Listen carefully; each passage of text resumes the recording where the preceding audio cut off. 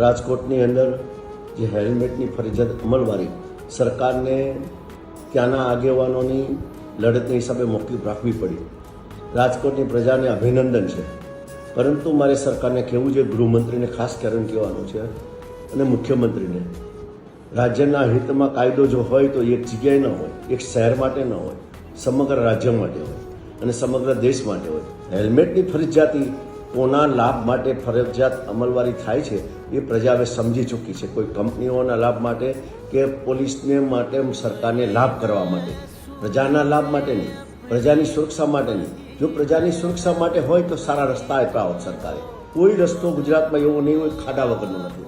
ગાડીઓ ખાડામાં જતી રહી, ખુલ્લી ગટરો, ખુલ્લા કચરાઓ.